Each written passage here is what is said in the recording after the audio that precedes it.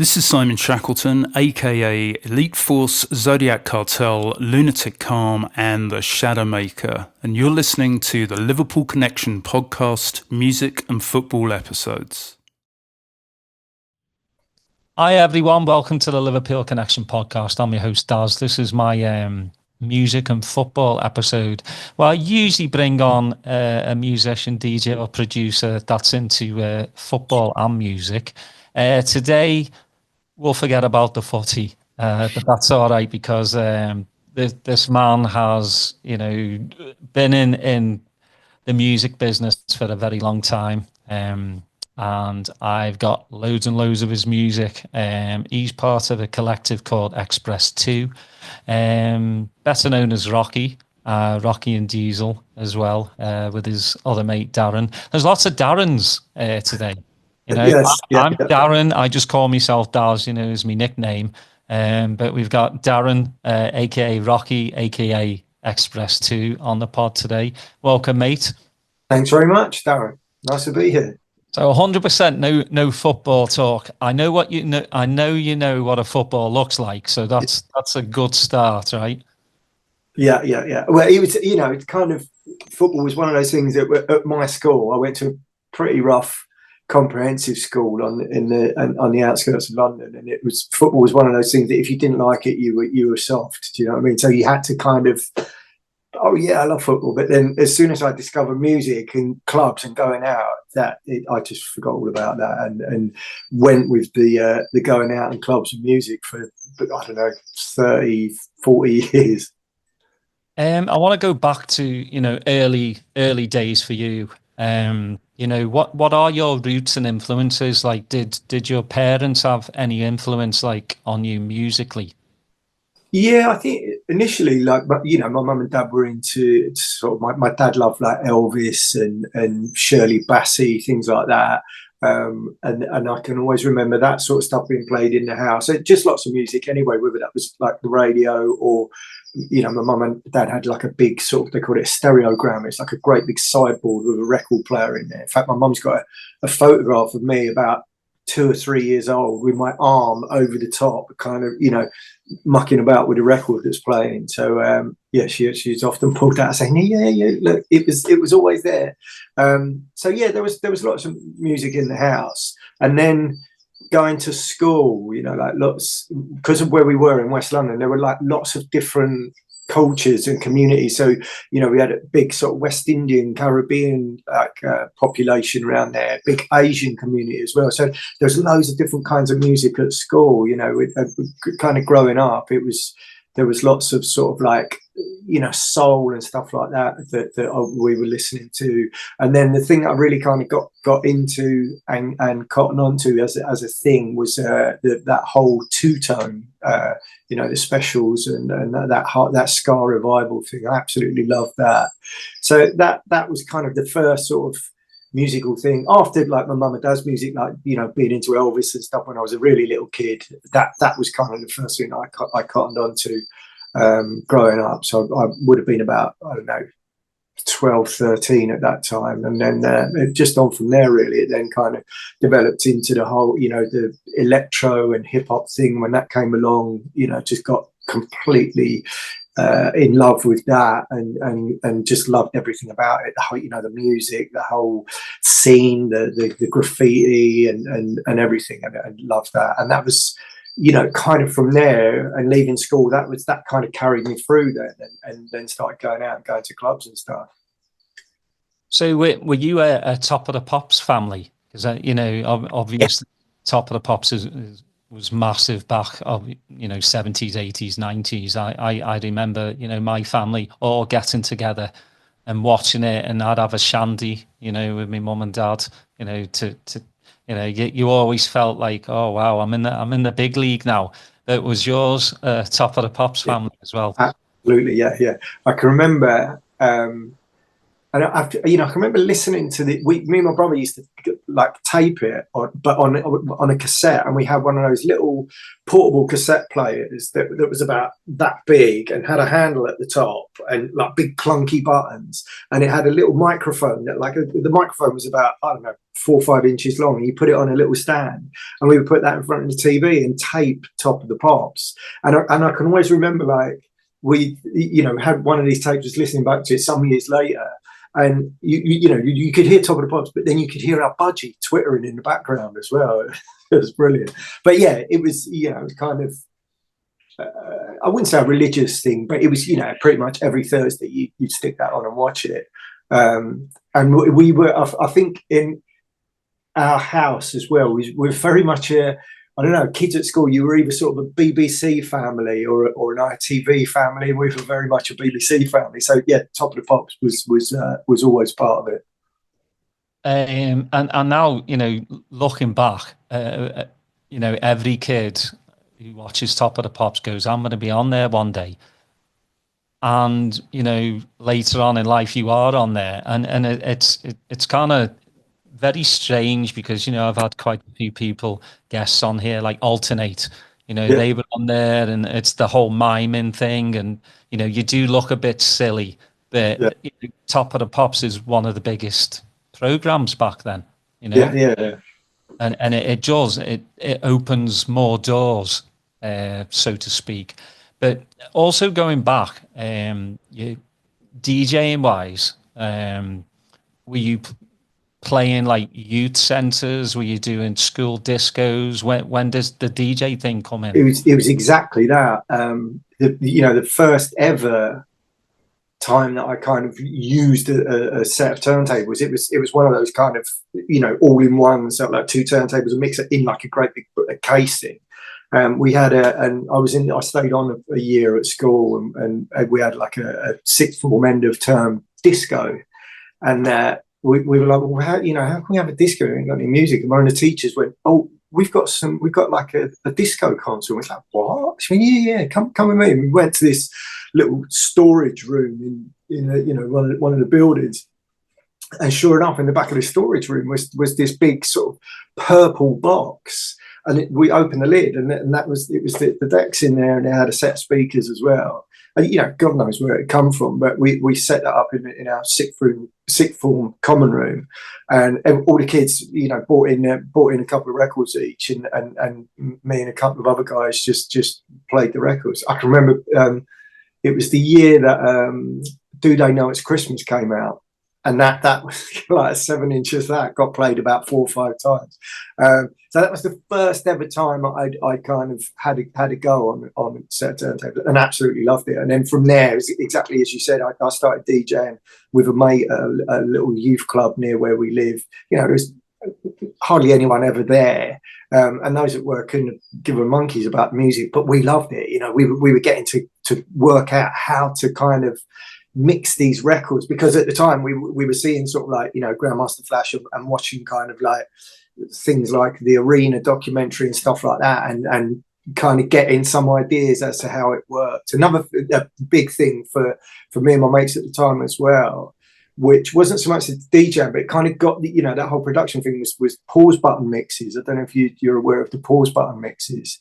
So you get a double tape deck player, you put a cassette in one side, and then use the pause button to kind of edit bits together. And we would make these like I don't know, sort of collages of different stuff that again was inspired by that whole hip hop thing, like Double D and Steinsky and Cold Cut and things like that, and we just loved that. And I can remember again talking about the Arena documentary. My mate's brother posted a couple of little clips from that a while ago, and there's one particular clip on it where there was some breakers breaking, and there was this tune being cut up in the background. No idea at the time what it was. Since found out it was Blackgrass Music by Bad Bascom, and we did the same thing. So kind of got the tape recorder with the little microphone, stuck it up to the speaker on the telly, taped this little section, and then made our own, because the section was like 30 seconds a minute long, and then we just made our own little pause button edit. and then added like a 5-minute version of this little section out of the documentary. But that was kind of that sort of stuff, and making those edits and DJing at the youth club and a couple of other things as well. One of the things that really kind of got me started was around that time a mate had a birthday party. I can't remember if he's 18th or his 21st, and his uncle had this like amazing house out the other side of Heathrow with a great garage on the side of it, and they kind of set the party up in there, and it was just like some mad little warehouse party. And he said, "Oh, you come along, you've got some great records, come and play at my party," and ended up playing there. And the guy that put in the sound system, got chatting to him, and he was, "Oh, my mates do some clubs and stuff. You'd love it. They'd love what the music you play."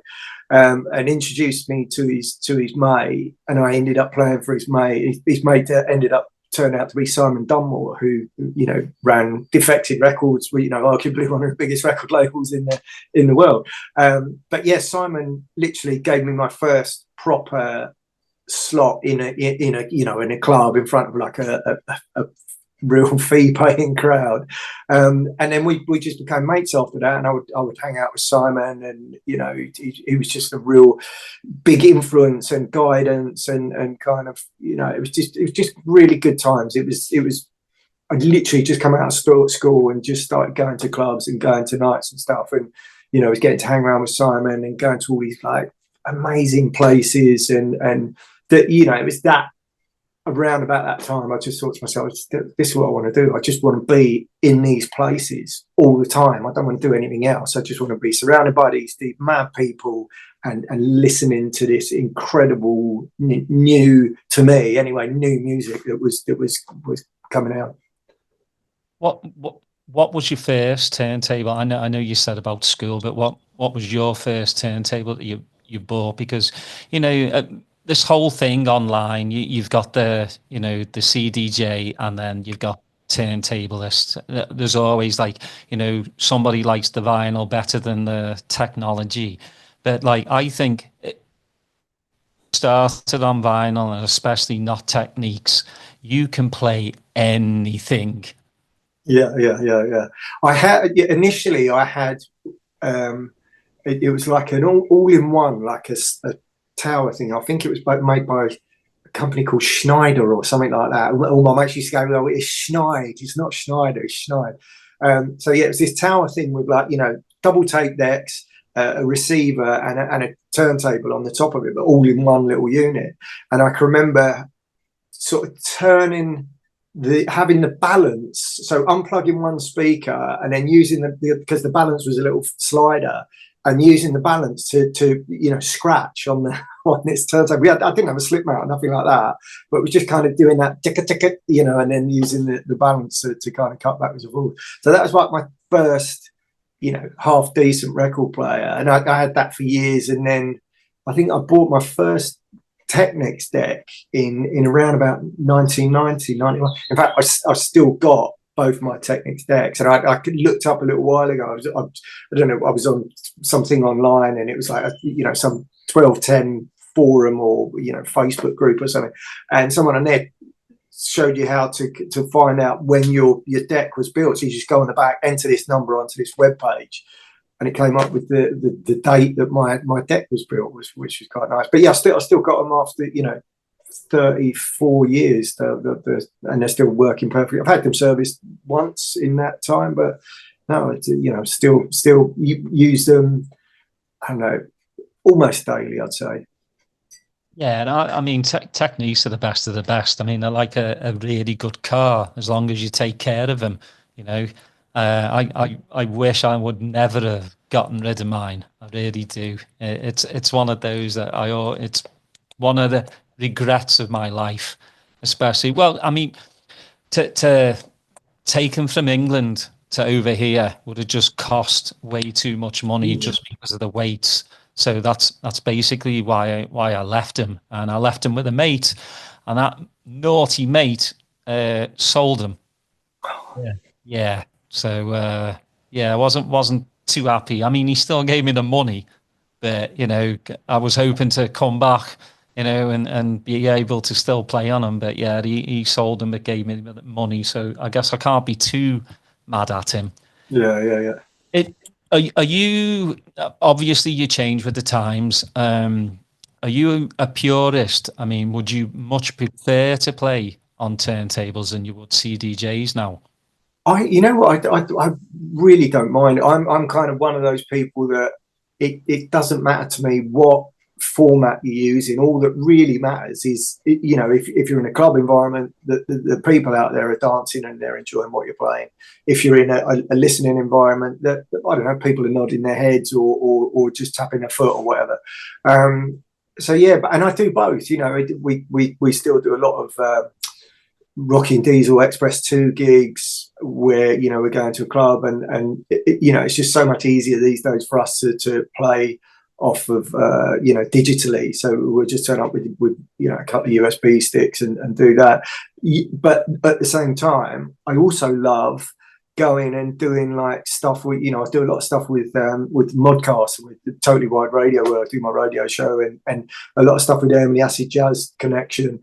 So I also love turning up with, you know, a box of 7-inch vinyl and playing records. And then I've you know, do some stuff with a couple of mates. We do a night called Stomp, which is very kind of, you know, we did a couple and then we had a bit of time off and then we did one last year. So it's really kind of sporadic. But again, that's a bit of like, you know, we'll play digital and we'll play vinyl and we'll mix it up. So I'm not like, oh, I've got to play vinyl. It's just, like I say, it's just, it don't matter to me. It's as long as people are into it and they're dancing, and, you know, there's neither here nor there.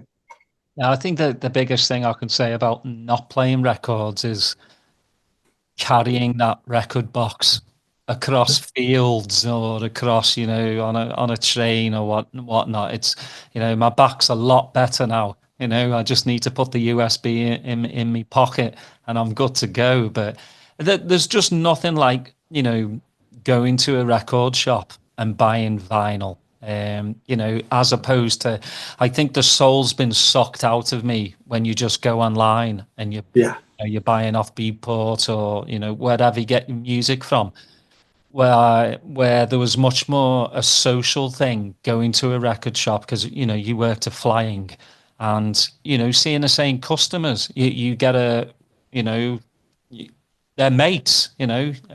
It was great. Mine was 3-beat and Eastern Bloc in Manchester, where I would go up, you know, and I'd spend half the day there going through records. I might only buy like 3 or 4, and I've listened, you know, for 4 hours, but just to meet people, you know, it was a meeting place. And for you, like, obviously working at Flying for, you know, when you did, it was networking as well.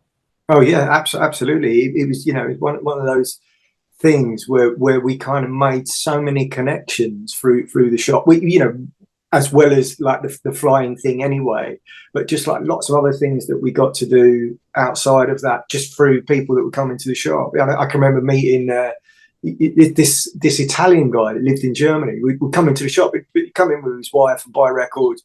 And just got on really well with him. He was a lovely guy, you know, didn't know anything about him. And he would always come in, and he would come in like, I don't know, every couple of weeks. And we'd, oh, yeah, I'm over from Germany. We're just going to buy a load of tunes.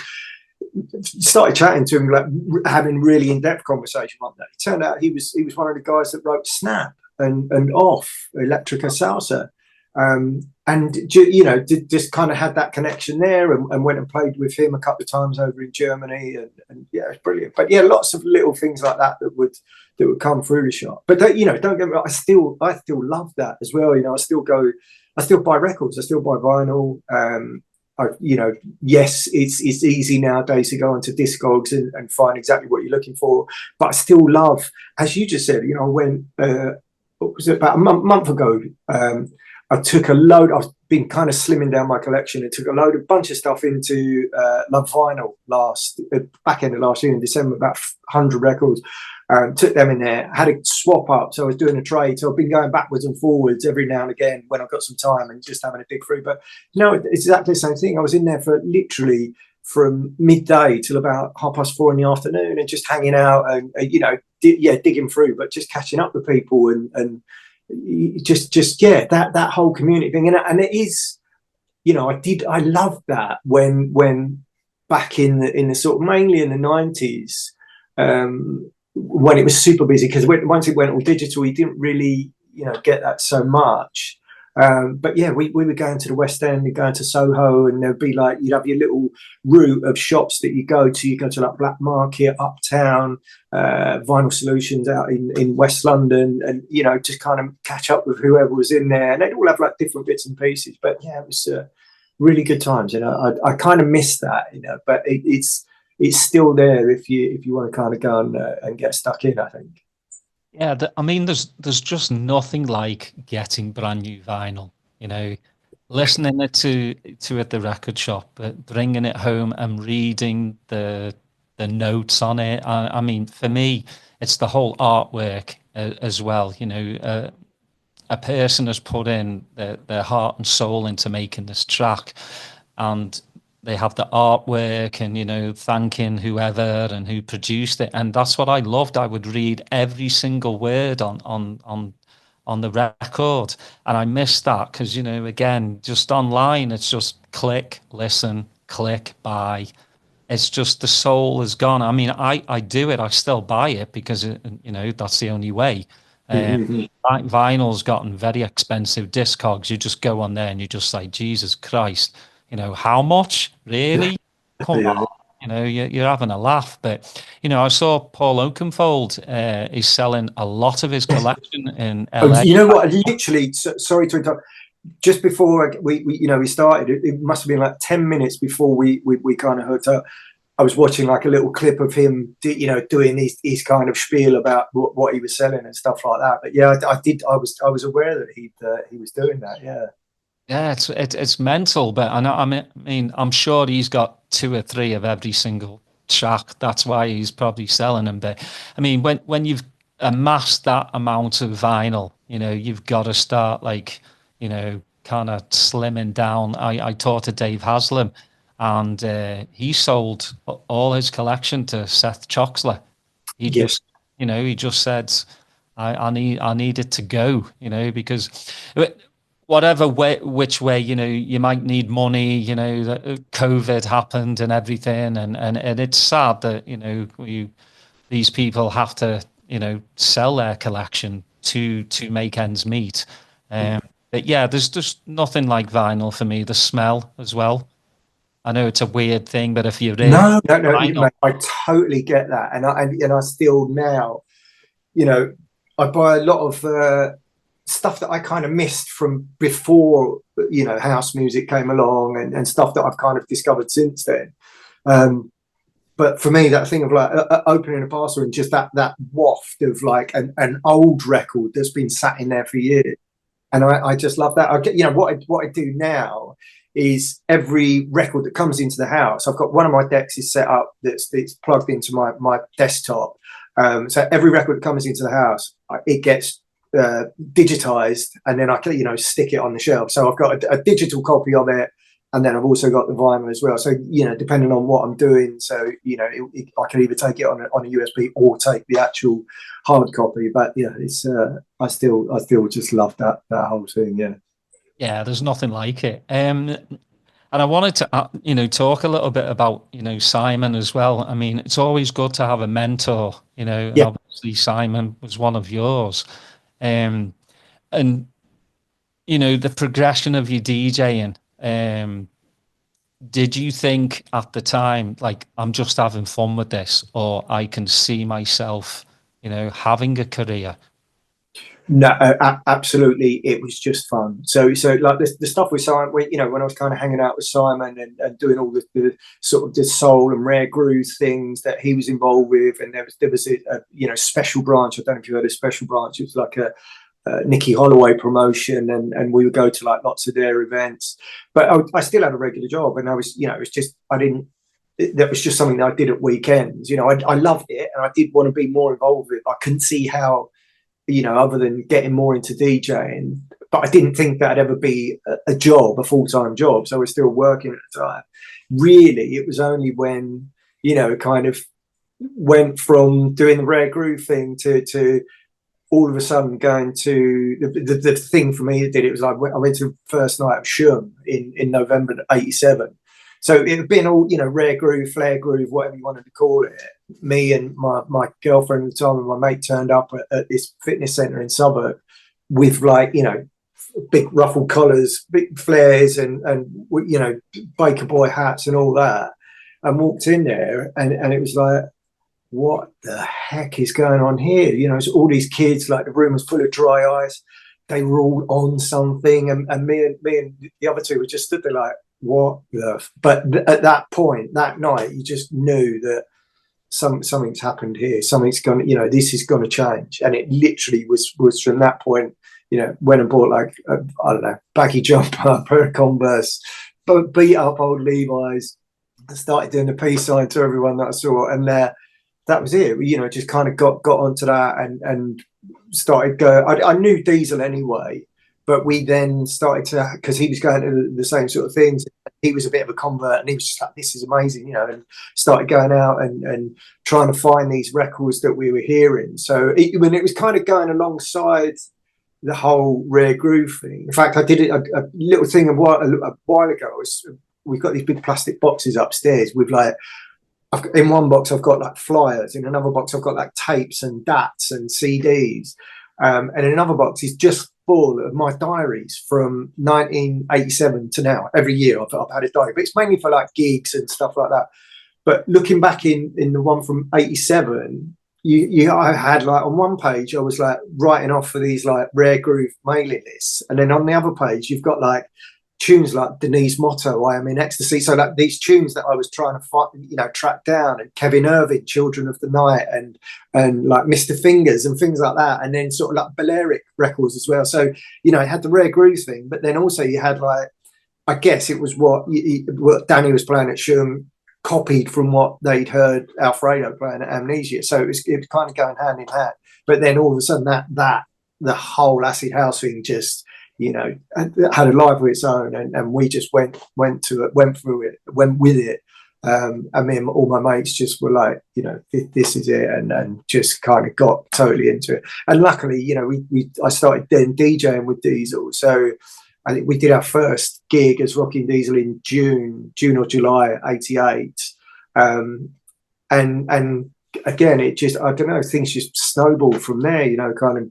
A couple of people heard us play. Simon, in fact, was I think about the second or third person that gave us a Rockin' Diesel gig. So he was still doing the sort of, the kind of, I think his night was called Rhythm Zone or Soul City or something like that. I can't remember. And so, you'd have like the rare groove stuff, but then he got us down there to play some sort of like Balearic-y, kind of weird stuff as well. So it was all just crossing over, but then it just exploded. And I think the thing for us as well, we're very lucky that we were kind of around when a lot of booking agents started up as well. So we were getting, good kind of gigs and stuff through the booking agencies. Yeah, it's just crazy. Like, I mean, for me as well, when Acid House, when I first heard Acid House, I was like, what the fuck is this? And it was like, I want more of it, because I've always been interested in like kind of outside-ish music. Not the norm. I love Top of the Pops, but I was always searching for something different, because Top of the Pops was just kind of, it paint by numbers, a lot of the bands. When I first heard Joy Division, I was like, wow, because the lyrics started to make sense as a young teenager. You're like a bit of angst, New Order, but Acid House was just like, yeah, something I'd just never heard of. I've always been into dance music. Acid House just took me by the balls and went, yeah, I'm having this, Mm-hmm. And obviously I'm in my 50s now and I'm still loving Acid House. It's just part of who I am. For yourself, with Diesel as well, playing all these Acid House parties, and then, because you can only DJ so much sometimes. When did the actual start making music? Like we can do something. I think it was a relatively short while afterwards. I think it's around about 1990, 91. And And I think the first thing we did, funny enough, was with the Farm, and we remixed their tune "Groovy Train," and that was the first thing that we'd ever done in the studio. And it was off the back of Terry Farley was working with them at the time, and I think he just called me one. He said, "Oh, look, if we get some spare time in the studio, do you want to do a mix? If we finish ours?" And I was like, "Yeah, we'd love to. That'd be amazing." So he literally called us we kind of had some ideas of what we could do, and then he called us about 6 o'clock one evening. He said, "Look, if you can get down here tonight, you can do the mix." And I can remember just working through the night till about 4 o'clock in the morning just to finish this remix. But that was the first ever thing that we did, and then it was just loved that, and then kind of carried on with that and doing other remixes, and then started making music again around about 91, 92. And I always remember because I was still working at the record shop at the time, so I was working in the record shop as well as making tunes. I can remember having this conversation with Terry along the lines of him saying, "Look, do you want to just sell records or do you want to make them?" And that was his kind of his thing. But yeah, so we started kind of seriously getting into production around about 92 when we made Music Express with Ashley, and then that it just it just kind of went nuts from there really for about 10 years. It was bonkers. I mean, for you, obviously, Terry's another great mentor, and I heard he came up with the name as well. Yes, yeah, absolutely, yeah. It was we kind of. Again, this going back to that little thing I was talking about in the diaries. I found my diary entry for, I think it was like November in 1992 or 91. I don't remember exactly. And we got into the studio, and I'd written in there. I'd written there's studio session, rock to house, fanfare, and then at some point afterwards I scribbled that out and written Express to Music Express. So and I can remember I gave him the tape, and he said, "What's it called?" And we said, "Oh, it's called Fanfare." And he said, "Fanfare? What's the band?" "Rock to House." "Rock to House?" He works our surnames. Okay, and then he went off, and then he kind of listened to it a few times. He came back to us. He said, "Right, you're called Express 2, and the track's called Music Express." And we said, "Okay, cool, that's fine." And it just went with that. But yeah, it was nuts. Yeah, Terry's such a character. I've had him on the pod, and he's I love his generosity and honesty as well. He doesn't hold back, and I think that's what you need. People not to, because in this industry, there's so many bullshitters, will put their arm around you. You're the best thing since sliced bread. And you listen to that track and you're like, this is god awful.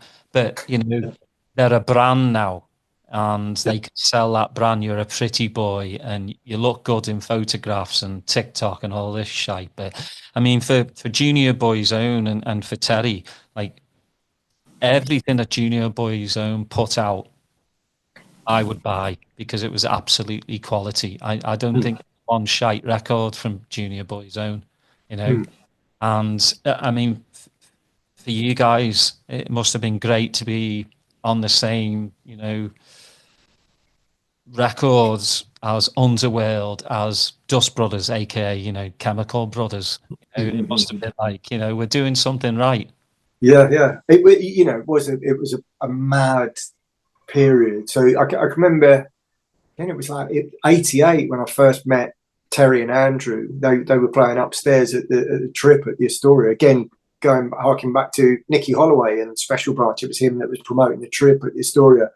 And Terry and Andrew were DJing upstairs there, and kind of find myself through the night just getting drawn to their room because they were just playing this mad music, kind of like dub reggae and the kind of weird rock records and stuff, but just suited that vibe, and got matey with them there, and then bumped into Terry in Rough Trade. Funny enough, we were in Rough Trade a little while ago for Justin Robertson was doing like a record launch, and we were in the store where I met Terry in 1988, and I said to him, "Do you realise that's the spot where we first met?" And he's like, "Oh my god, yeah, you're right."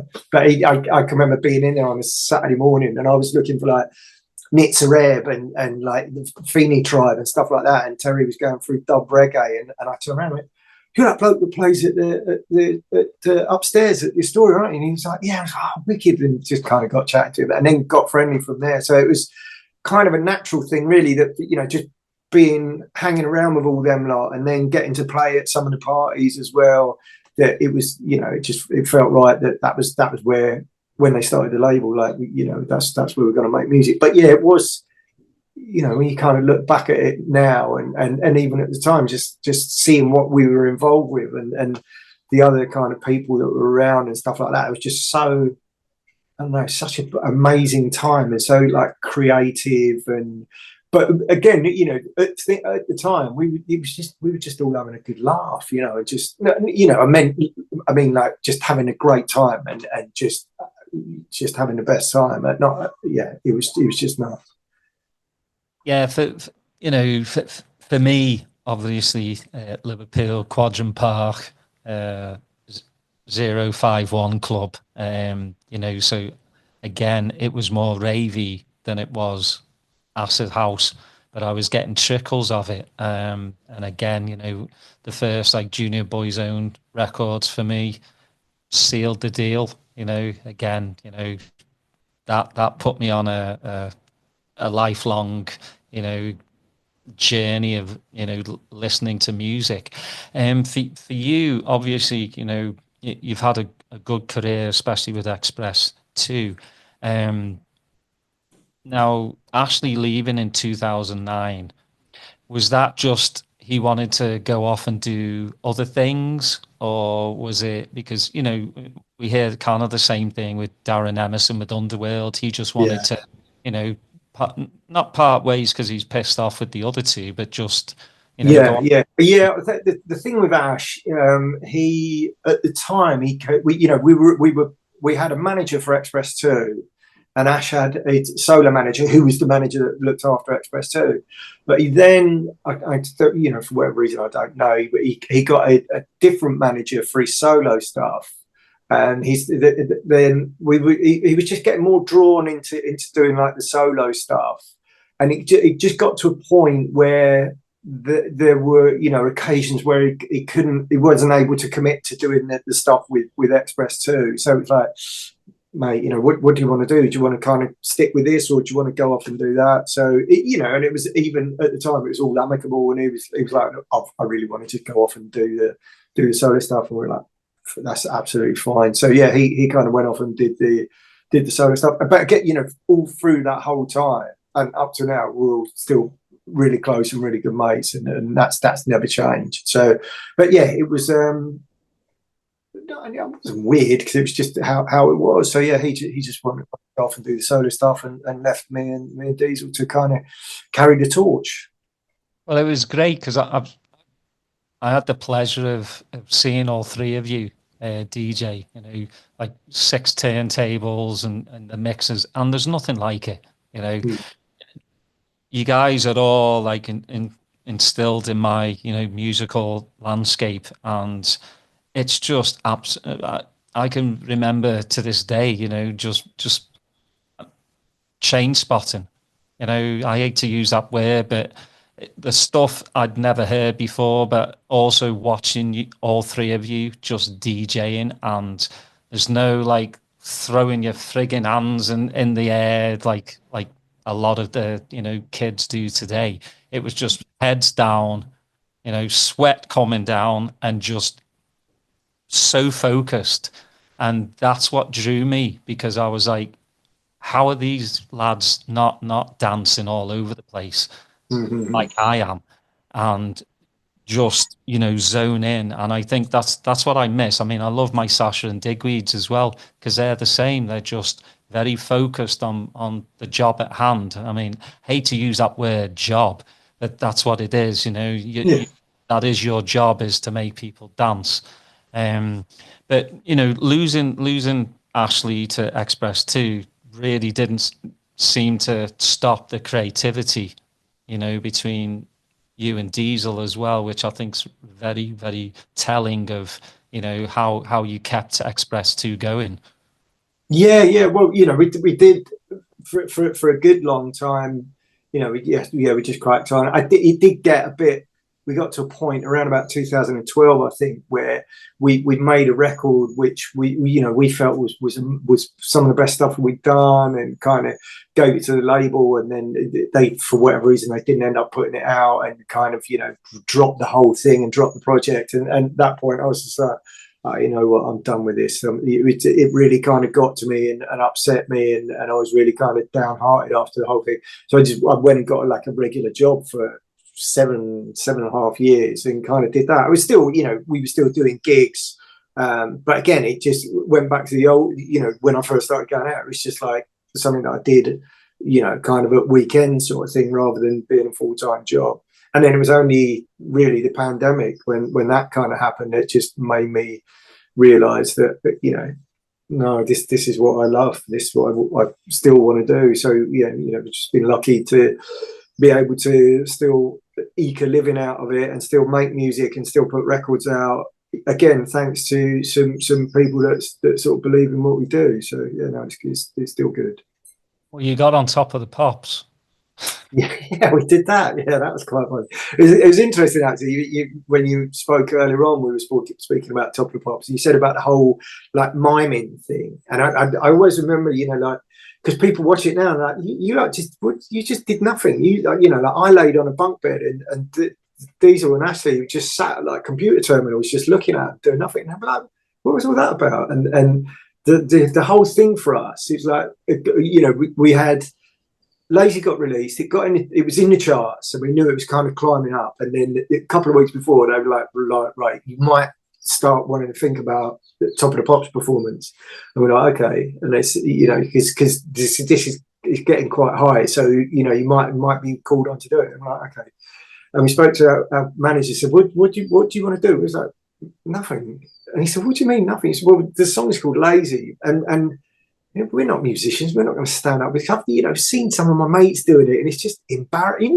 Maybe not so for them and for the regular Joes watching it, but for everyone else in the industry and all our mates, they know we're not keyboard players, and we're not just going to stand. So we're like, no, we're not going to do nothing. And he was like, okay, I'll put it to Top of the Pops. Spoke to whoever it was at Top of the Pops, and he's like, no. They have to have keyboards, and it has to be a performance.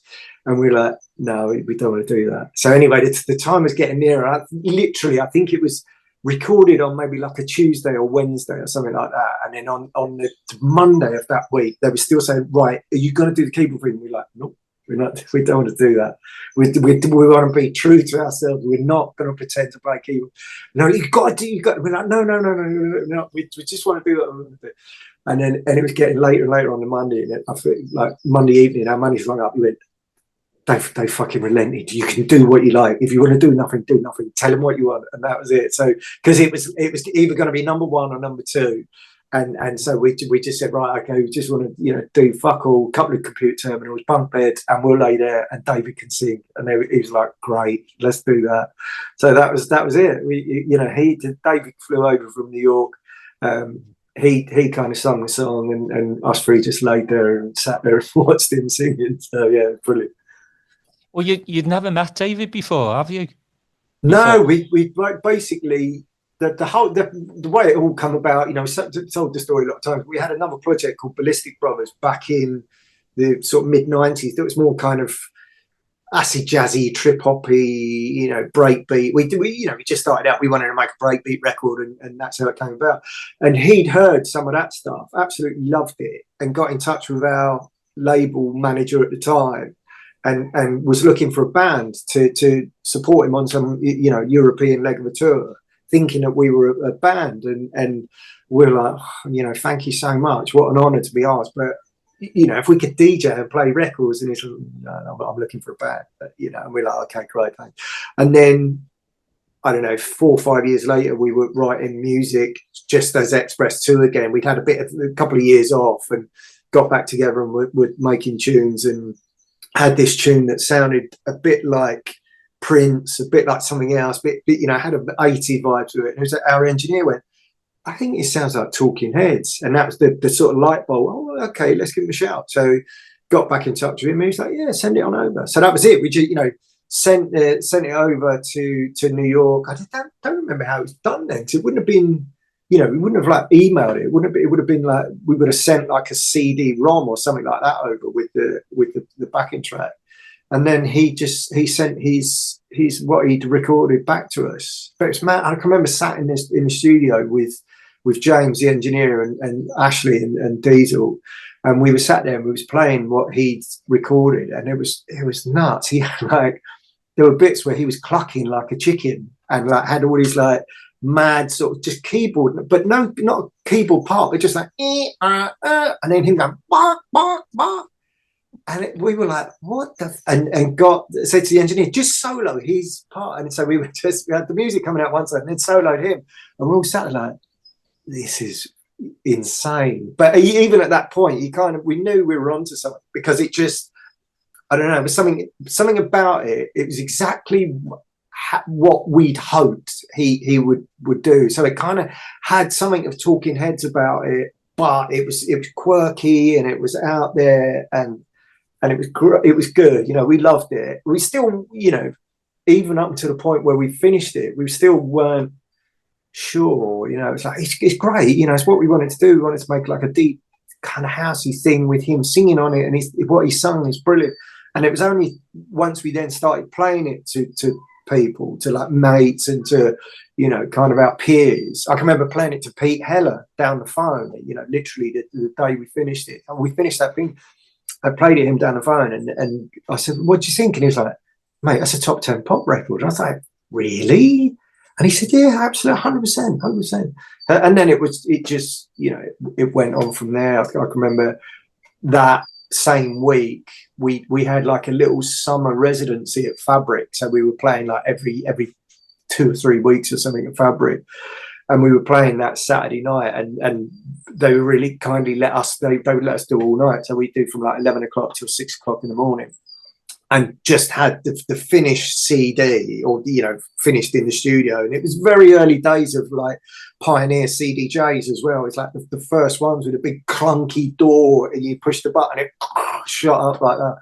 And I put a CD in quite early in the evening, about, I don't know, about 11:30, 12 o'clock, and played it. And, you know, people kind of dancing and got into it. And then we played it again about 3 o'clock in the morning. So sort of middle of the night. And people were kind of, you could see people like, that tuning. And then I think we played it about 5:45 in the morning, and the whole place was singing along. And it was like, wow, this is fucking bonkers. And yeah, it just went stratospheric really from there. It was nuts. Why do I want to hear the clocking? Now I'm playing lazy in my head, and now I want to hear the clocking. Yeah. Maybe you know what? Diesel's got the original DAT that had all that on it. It got all these little keyboard parts and the clucking chicken bits as well. We need to kind of dig that out and kind of get it up, because it's also got me and Ashley singing on it as well. So the original backing track that we sent him, there was me and Ashley doing this little kind of scat vocal on it. So thank God we didn't use that, or it didn't kind of inspire him. So yeah, that was good. How is he in person, David? He's everything that you'd hope he would be, because it was, you know, before we met him, so we did everything like remotely, and then I think Ashley had a gig in New York and kind of went to his office and had a meeting with him just to kind of chat and say, look, you know, it'd be lovely if you can do this, and he was like, no, I love it, you know, I really want to make the project work. So, and then Ash came back and said, yeah, he's brilliant, he's out there, and you know, and then I think the first time we met him, we went to New York. I think it was Music Magazine that kind of paid for this you know, for us to go out there and do this like big photo shoot with him.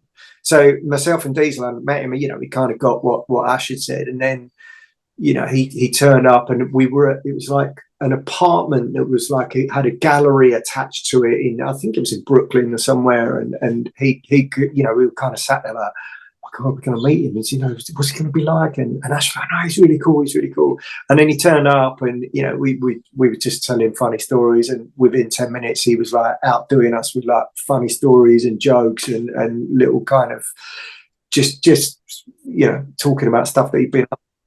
And he's just a lovely, quirky, one of a kind character that that's what you want out of your pop star. And it just, some people say, oh, you should never meet your heroes, but sometimes when you do, they turn out to be exactly what you hope they would be. And he was just, it's just genuinely absolutely lovely and a real pleasure. And I don't know, probably possibly the greatest thing that I've achieved in my life, and I'm pretty sure that the other two would say that as well. And in no small part, thanks to him, and thanks to him getting on board and being a part of it. Were you a massive Talking Heads fan then? Yeah, I wouldn't say I was huge, but yes, absolutely loved their whole vibe and everything about them, the funkiness of them and stuff like that. The fact that what they did, yes, it was punky, but it just had some blackness about it as well that I loved. And you go back to those records now, and it just sounds so ahead of the time and still current. You play stuff out now, and it just still works, and it's still amazing. It's brilliant. Yeah, I'm a big Greg Wilson fan, and I love a lot of his edits of Talking. Yeah. Just he did one. Yeah, he did the Psycho Killer one, didn't he? Yeah. It's absolutely brilliant. Yeah, he sent it to me, and even though it's like kind of low, yes, volume, like really low, you've got to put your gains up a bit. But once you've got it, where you can really hear it, it's absolutely amazing. Yeah. That's what I love about edits. Yeah.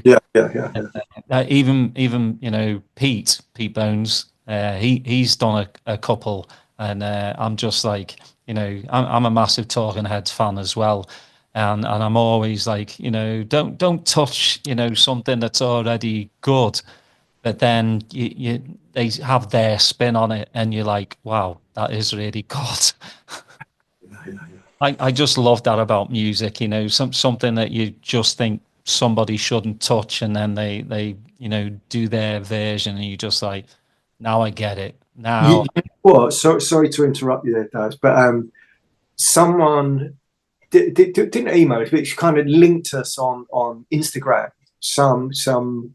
A guy, I can't remember his name now, but Cormac or something like that.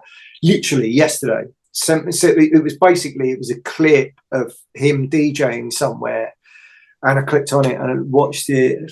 This is cool. Some this breakdown going on in this tune, and all kind of build up, and the whole place was going nuts, and everyone had their hands in the air, and then all of a sudden the vocal came in, and it was Lazy, and he'd done his version, like edit, mix, whatever you want to call it, of Lazy, and it was great, and it sounded brilliant, and and he was like.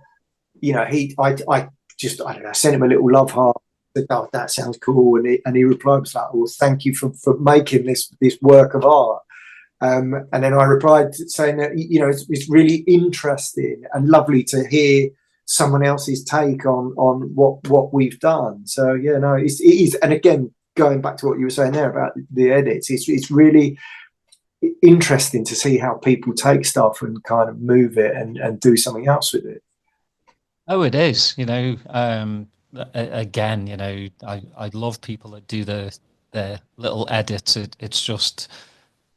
It's their own like art form. I wanted to ask you, especially edits and stuff, and how music's produced these days. You go on Beatport and there's thousands upon thousands of records every single day.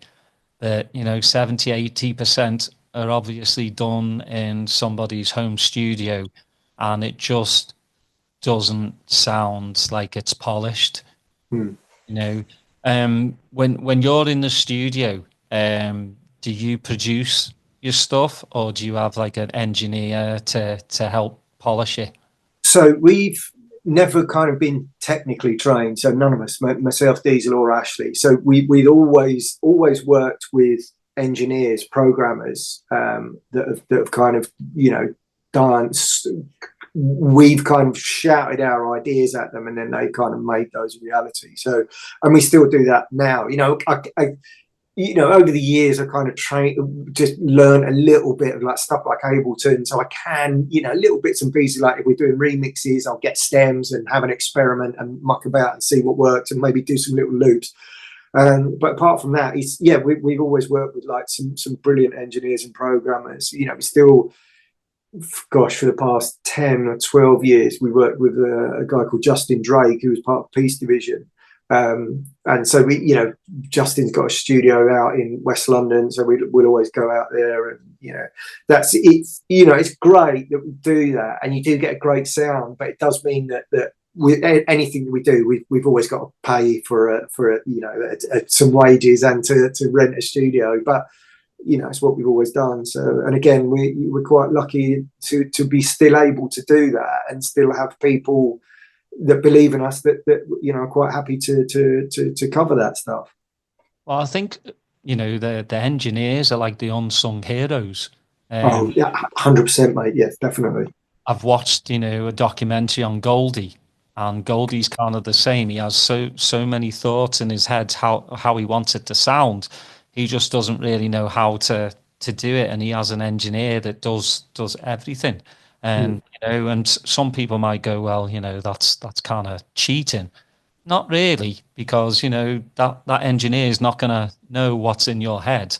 No, it's and also it's that thing of like with an engineer, it's they can only do what you're asking of them, and then it's down to your ears to get to that point and say, that's it. That was what I could hear. So you've got it there. Let's go with that. And now we need to do another bit that's going to do this at that point. So yeah, it's all it's ideas, and it is So yeah. What's on the horizon for you? Are you going to? It's quite a busy summer with gigs and stuff. So we've got quite a few bits and pieces coming up. As you said, we plan for Pete down in Brighton in next week, and then we've got a couple of other things a week after that. A mate's record launch that we're doing, which we've done a remix for. So that's quite fun. That'll be the same weekend, and then like a bunch of stuff over the summer. I always do Red Rooster Festival, which is a bit more kind of out there musically, a lot of Americana and soul and R&B and stuff like that. And then we actually just had an inquiry this morning about an Ibiza booking later in the summer, which would be quite interesting if it comes off. So yeah, there's lots of stuff happening. We've got the remix coming out, a couple of other remixes as well on the horizon. So yeah, bits and pieces, and just keeping on. Are you going to bring Ballistic Brothers back?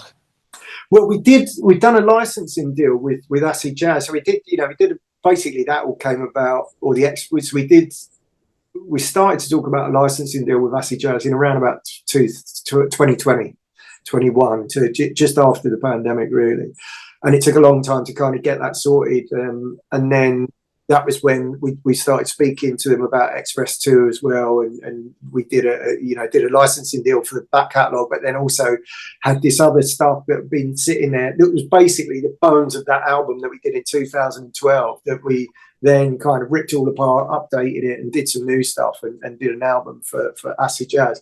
So yeah, the Ballistic Brothers, there's this licensing thing, so a lot of the old stuff's out there, but we have been potentially looking at, because there was, again, like thinking about my box of tapes and DATs upstairs, there's a lot of stuff that we've got between us that didn't see the light. I've got one on my desk now, actually, an Express 2 thing that just found this CD, and it's just got on it Express 2 South Soul cut, and I had to listen to it Saturday night with a couple of mates that were around for dinner, and it's like, oh God, why didn't we ever put this out? So there's so much stuff that you've just forgotten about. So yeah, possibly there'll be some newer material as well.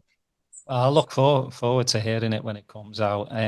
Last but not least, with all the club closures, in the UK and probably everywhere in the world, because it's gone more festival, because especially kids would rather see 20, 30 DJs in one place, and I've always said this, like, the soul is your local club, really is, your local resident who's going to lose their job because that club's going to shut down.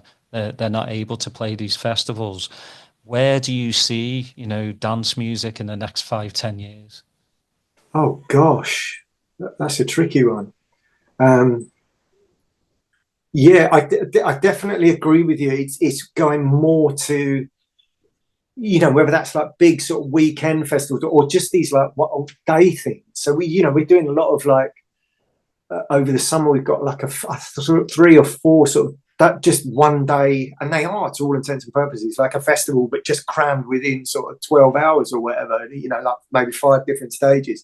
So yeah, it seems to be a lot more of that sort of stuff. So kids or young people, whatever, are exactly that. So rather than go out week in, week out, they'll just go to that one event, every couple of months, where they can hear a bunch of their favorite DJs or see a bunch of their favorite live acts for relatively reasonable price, rather than the what we were doing at the time, which was going to the same club week in, week out, and hearing a resident DJ kind of where you yes, you knew what you were going to get as far as the sound, but there would always be stuff happening. So yeah, I don't really know. It's there's still great little things out there. Like we played fairly recently, about a month or 2 ago. We got these mates that do a thing in Middlesbrough called Riff Raff. They've been around for like 20 years, but they're still, I say they're young. They're younger than us. They're probably like 40 or something like that. But we went up there and we played in this venue that was, I don't know, it was like a parade of like terraced houses, and a couple of these properties have been turned into clubs and venues, like a couple of pub bar type thing. And we played in the upstairs of this terraced house, and it was brilliant. It was like 150 people in there. There were a few old sods like us, but predominantly like people in their 20s, 30s, and it was just like going back 30 years. It was just the vibe was incredible, and that's still out there. If you kind of look round for stuff, there's still some really cool underground, if you like, things happening. So it's still good. It's still healthy. I don't know where it will go in the next 10 or 20 years, but I can definitely see it. This whole kind of festivals, day thing, night thing, whatever, continuing to ride that, because as you said, lots of venues are going and shutting down. But yeah, I think it'll be interesting to see how it does pan out over the next few years. I'll tell you what though, for us oldies, these day parties, I'm all about them. I'm home by the latest midnight. Yeah, brilliant. Yeah, love it. That was I think one of the I don't know, so people don't speak about the positives of COVID, do they? But that was definitely one of them, like having that daytime thing, and yeah, I love that now. To still play. Play, get a great crowd, great reaction, and then be in bed before match of the day started. It's brilliant.